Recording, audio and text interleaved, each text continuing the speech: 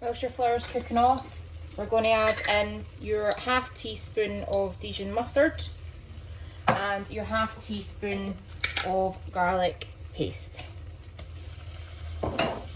or puree.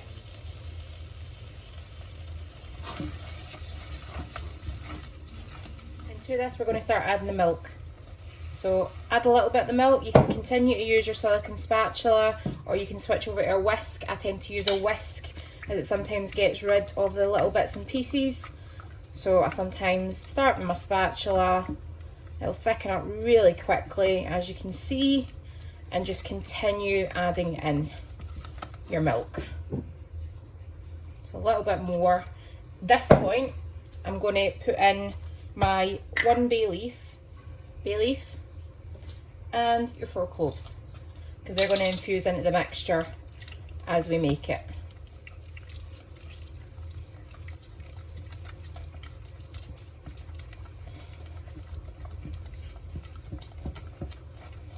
Thickening up, add more milk, and keep going.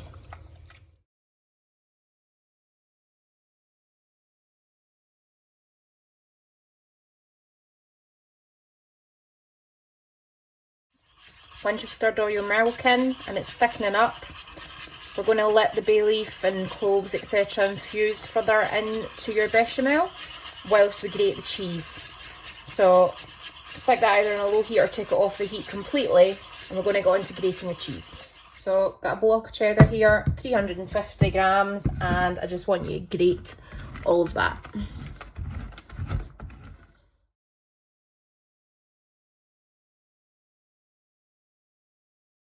I'm then going to grate my truffle pecorino, but I'm just going to take off the rind from the outside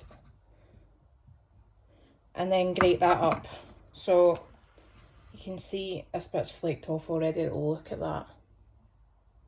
Now you can make truffle mac and cheese with just truffle oil, but once you've had it with this truffle pecorino or just generally truffle cheese, you will not go back. So grate this up and do not lose any of this.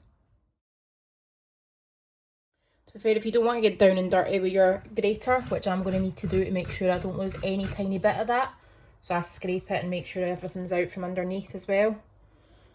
You can see that all running through. You can just crumble it up and it will melt eventually, so grating isn't necessary. Cheese is grated. That's been sitting for probably about 10 minutes. I'm going to leave it probably for another 15-20 minutes just to infuse. You can take it out, but leaving it to sit with the bay leaf and the cloves in it before we take it out doesn't do it any harm, only good. But before you add the cheese to it, I want you to take the bay leaf and the cloves out. We don't want chunks of that in the sauce. Okay, after you've removed them, heat up your sauce again and add in the cheese, the truffle cheese and the cheddar cheese.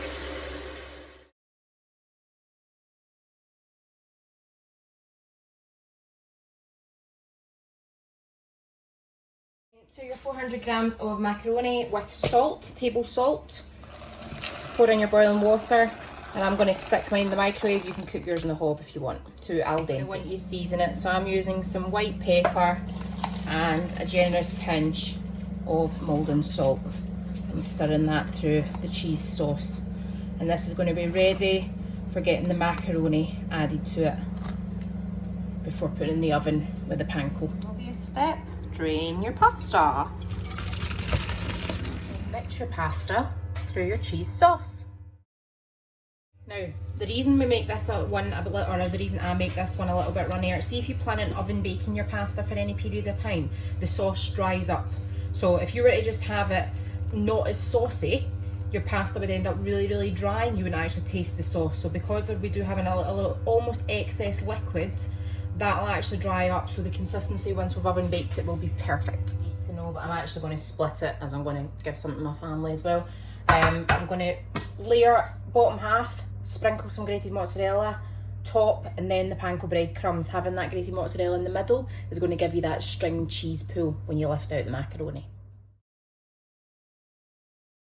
Next, I'm going to want you to sprinkle over your panko breadcrumbs and then your truffle oil.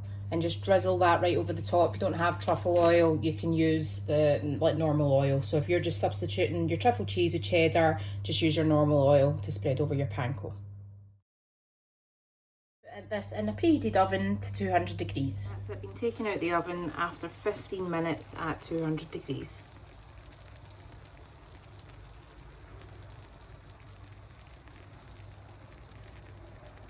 Bubble, bubble.